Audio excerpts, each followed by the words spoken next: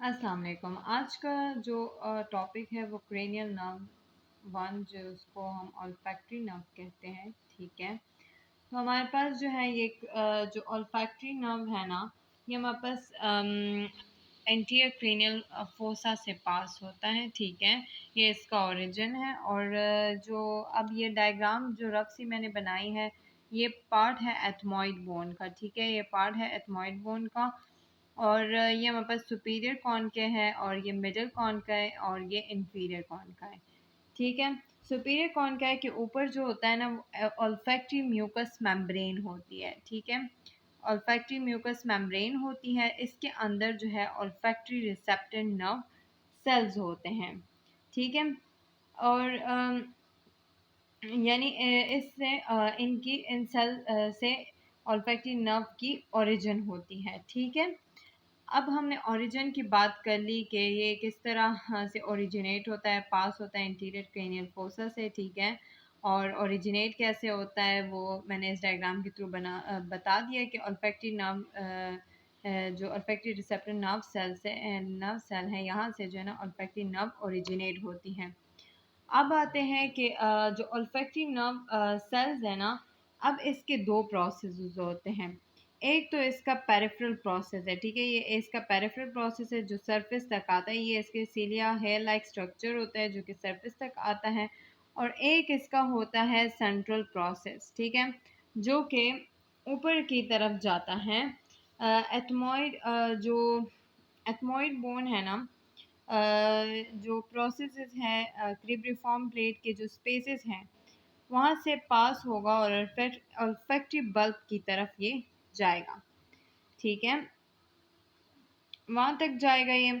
और इसके अलावा ये जो सेंट्रल प्रोसेस है ना, ये ऊपर जा रहा है एथमॉइड बोन की तरफ। और अब इसके अलावा इसको हम दूसरा नाम देते हैं, जो सेंट्रल प्रोसेस है इसको हम ऑल्फैक्टरी नर्व फाइबर्स भी कहते हैं, सेंट्रल प्रोसेस को। ठीक है, अब जो ऑल्फैक्टरी बल्ब है उसमें जो है ना तीन तरह के सेल्स होते हैं। अब तीन तरह के सेल्स की बात करें तो हमारे पास माइट्रल सेल्स होते हैं जो कि सबसे लार्जेस्ट सेल्स होते हैं, और टफ्टेड सेल्स होते हैं, ये साइड्स में होते हैं। ठीक है, फिर ग्रैनुलर सेल्स होते हैं। जो टफ्टेड और ग्रैनुलर सेल्स हैं, ये साइनेप्स करेंगे माइट्रल सेल के साथ। माइट्रल सेल्स के साथ साइनेप्स कर लिया।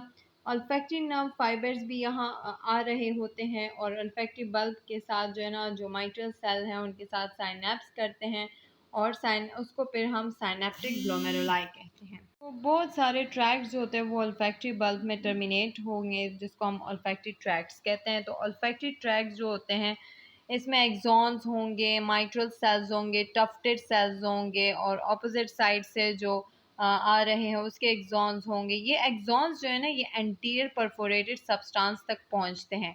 एंटीरियर परफोरेटेड सब्सटेंस जो होता है ये फोर ब्रेन में होता है। यहाँ तक पहुंचने के बाद एक्सॉन डिवाइड होता है लेटरल ऑल्फैक्टरी स्ट्राया में एंड मीडियल ऑल्फैक्टरी स्ट्राया में।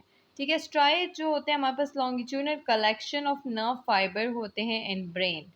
तो लेटरल ऑल्फैक्टरी स्ट्राया जो होता है ये हमारे पास इसको हम प्राइमरी ऑल्फैक्टरी एरिया भी कहते हैं। ठीक है, ये सेरेब्रल कॉर्टेक्स तक जाते हैं। ठीक है, इसको हम प्राइमरी ऑल्फैक्टरी एरिया भी कहते हैं। फिर ये दो एरियाज में डिवाइड होता है, जिसको हम प्री एमिग्डालॉइड कहते हैं और प्री पेरिफॉर्म। ठीक है, फिर ये एक्सॉन जो है ना सेकेंडरी ऑल्फैक्टरी एरिया की तरफ जाएंगे। ठीक है, सेकेंडरी ऑल्फैक्टरी एरिया को हम ब्रॉडमैन एरिया कहते हैं, जो कि ब्रॉडमैन एरिया होता है 28। इसको हम इंटोराइनल एरिया भी कहते हैं। ठीक है, तो जो फाइबर्स होते हैं वो यहाँ सेकेंडरी ऑल्फैक्टरी एरिया में ही टर्मिनेट कर जाते हैं। तो ये सारा ऑल्फैक्टरी नर्व के बारे में था, जो कि cranial nerve first cranial nerve है। ठीक है, तो उसके सारा जो डिटेल्स थी ऑल्फैक्टरी नर्व की वो मैंने बता दी हैं।